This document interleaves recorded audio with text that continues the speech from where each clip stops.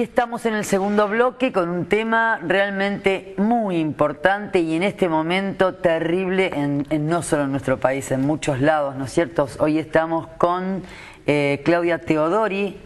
No es médica ni psicóloga, es socióloga. ¿Qué hace la sociología en lo que tiene que ver con salud? Muchísimo.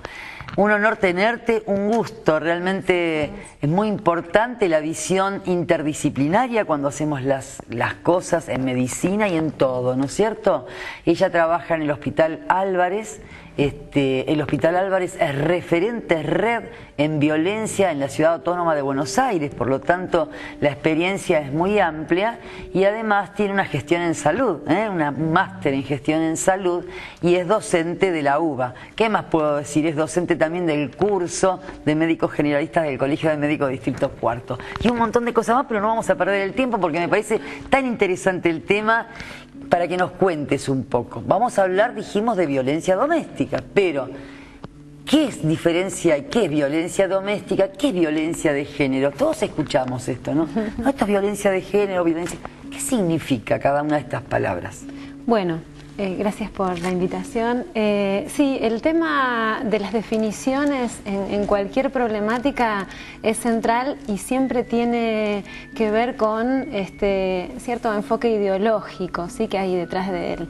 Cuando yo hablo de violencia de género, estoy pensando en los patrones culturales que permiten la reproducción de las desigualdades entre varones y mujeres, ¿sí? Eso es una violencia de género. Violencia de género es más amplia. ¿Un ejemplo concreto?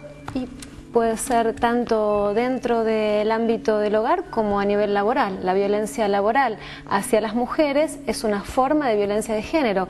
El acoso, ¿sí?, de un jefe a una empleada, eso podríamos enfocarlo dentro de la violencia de género. O sea, la violencia de género me está hablando de que existen varios tipos en los que se manifiesta esa violencia. Puede ser laboral, puede ser doméstica, puede ser obstétrica, inclusive esto para pensar desde el ámbito de salud. Y por ejemplo, el parto no respetado o la limitación de las elecciones en salud reproductiva para las mujeres constituye violencia obstétrica, ¿sí? La violencia mediática, por ejemplo, todas ellas entran dentro de este paraguas tan grande que es la violencia de género. Si yo pienso solo violencia doméstica, tengo que hacer una serie de aclaraciones para decir, bueno, no es solo que estoy pensando en el ámbito del hogar, ¿sí?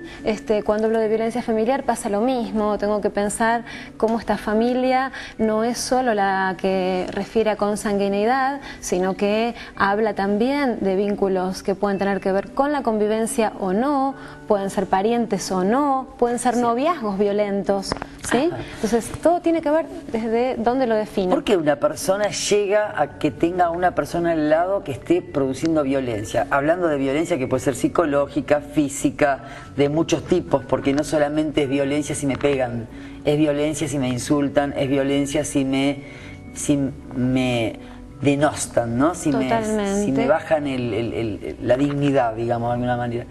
Entonces, ¿cómo es que las personas no pueden reaccionar ante esto? ¿O reaccionan y reaccionan mal? ¿Cómo es el manejo de esta situación tan compleja? Bueno, en principio lo que podríamos decir es que hay una naturalización del fenómeno de la violencia. Y sí que pasa la violencia, pero me parece que es normal, un hecho normal. Claro, sí. Yo que hago investigación cualitativa, cuando entrevisto a las mujeres afectadas por violencia, ellas identifican que comienza la violencia con el golpe.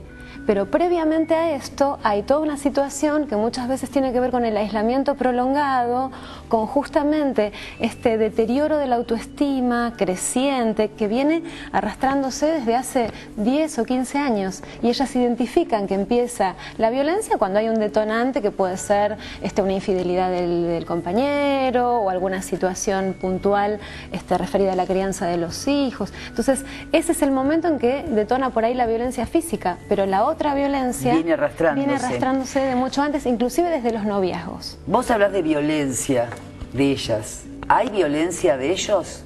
Hacia ellos es menor. La violencia que se registra en nuestro país es muy baja la cantidad de hombres que son afectados como, digamos, víctimas, ¿sí?, de la violencia. Por ejemplo, si te digo una cifra, en los casos que ve la Oficina de Violencia Doméstica de la Corte Suprema de Justicia, hay 9 de cada 10 agresores es varón. ¿Sí? 9 de cada 10 agresores es un varón. ¿Sí? En los casos de violencia doméstica, o sea, violencia al interior del hogar. Pero también uno podría entender que es más difícil de detectar aún en varones que estén afectados por los mismos patrones de género. Sí, ¿sí? Pero además vos fíjate que en el bloque anterior hablábamos del mito de que el varón debe tener una serie de situaciones. Esto pasa lo mismo, un varón no puede ser violentado ni verbal ni psicológicamente, ni por supuesto se ocurre que sea físicamente, ¿no? Totalmente. Entonces esto también es todo un mito, porque existe gente, y creo que son 9 de cada 10, pero debe haber más. Seguro. Que no lo sabemos, que tienen mucho más miedo que la mujer a acercarse. El hombre que fue violentado, o de palabra o de hecho, debe ser muy difícil acercarse, ¿no es cierto? Sí. ¿Cómo se manejan con este tipo de situaciones para que la gente se anime y sepa dónde dirigir? ¿Cómo es el sistema, digamos? Bueno, hay distintos modelos de atención. Antes de pedirte el modelo de atención, quisiera preguntarte ¿cuál es la consulta más frecuente en violencia? La consulta más frecuente en casi todas las investigaciones que conocemos, que son sistematización de datos de atención, de consultas o de denuncias, es la violencia hacia las mujeres por parte de un compañero o ex compañero, pareja. En general el agresor, más del 80% es pareja o expareja, ¿sí? Y la violencia que se denuncia o se detecta principalmente es la violencia psicológica. Le sigue la violencia física, ¿sí? Leve, y tenemos cerca de un 20% en las distintas investigaciones de violencia sexual. ¿Sí? Violencia sexual, o sea, entre el 17 y el 20%, ¿sí? Si bien no son cifras que podamos decir oficiales, porque no tenemos... es la obligación a tener relaciones sexuales. Exactamente. En la pareja. Dentro de la pareja y también a veces en mucho menor medida asalto sexual, que sería por desconocidos, ¿sí? Agresión sexual por Tenemos desconocidos. algunas imágenes que trajiste, si las tenemos en vista, pero esto de que me estás contando de la violencia, acá la estamos viendo, mirá. Bueno, sí, como problema de salud tomamos a la violencia de género, podríamos pensar la violencia tanto intrafamiliar como la otra de sus formas, como problema, decía, de salud pública. Es un problema de salud pública. Es un problema de salud pública muy importante, de gran magnitud, pero que recién hace unos 25 años empieza a tener conciencia América Latina y las agendas de salud en que esto es un problema para ellas. ¿Consultan o afecta a la salud esto? Afecta a la salud, impacta seriamente a la salud a nivel físico y a nivel psicológico. Sabemos que hay 4 veces más nacimientos de niños con bajo peso al nacer. ¿Qué tiene que ver con esto? ¿Por embarazos no deseados? Claro, por embarazos no deseados o por la misma violencia que se da durante el embarazo. Esto es un iceberg. Es un iceberg y es la mejor forma de representar cuál es la situación de la magnitud del problema. Nosotros conocemos solo una parte, como les decía, las que vienen de las consultas y las que vienen de las denuncias, pero en toda lo que está bajo la superficie es lo que no se ve. Es lo que no se ve, porque solo se detecta, o por investigaciones plantean que solo un 1% de las mujeres afectadas por violencia doméstica han sido encuestadas o preguntadas por un profesional de salud. Es muy baja la detección que hay, la detección rutinaria que hay en los servicios de salud. Las mujeres consultan en los servicios de salud, pero no por esta problemática específica. Aparece después. Aparece después con suerte. Hay ¿sí? una ley. Hay una ley. Y hay que pueden consultar y hay lugares donde consultar. Hay lugares donde consultar. Tenemos una ley que se Están en la pantalla para aquel que lo quiera anotar números y si no también pueden luego llamar a escribir a excelenciamedica@gmail.com y respondemos si necesitan en algún otro lugar. Perfecto. Para poder saber. Acá tenemos recursos. Sí, en internet también, porque el Consejo Nacional de las Mujeres es el organismo encargado de la implementación y el monitoreo de esta ley nueva, que es la 26485, que es una ley integral de protección. La ley 26485. 85 es la ley que defiende, que explica todo esto. Exactamente, que es muy amplia, que tiene perspectiva de género, que involucra a 7 ministerios nacionales, porque no alcanza con que trate salud y a nivel psicológico se pueda enfrentar la problemática, sino que también necesitamos que la mujer pueda contar con una alternativa de vivienda, con una estrategia nueva de sobrevivencia. De guarda de la mujer. De guarda de la mujer y de reinserción laboral y social, que este es uno de los obstáculos mayores para las mujeres en general, para terminar con sus situaciones de violencia de años, ¿sí? Bien. Se nos terminó el tiempo, ¿sabes? Es terrible cómo corren los minutos y en un tema tan terrible como es este. Así que el consejo.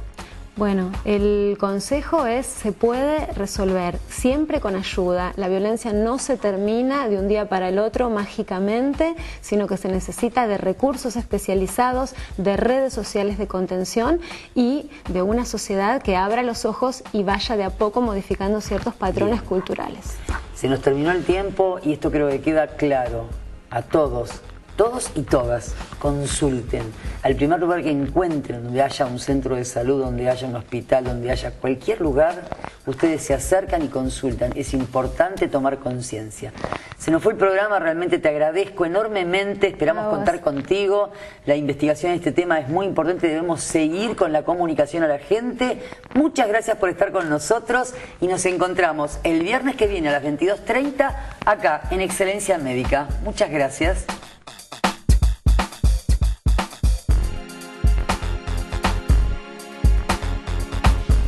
Galeno cuenta con el respaldo de los Sanatorios de la Trinidad, una excelente cartilla médica con prestigiosos profesionales y tecnología de avanzada para darte toda la atención que vos y tu familia se merecen.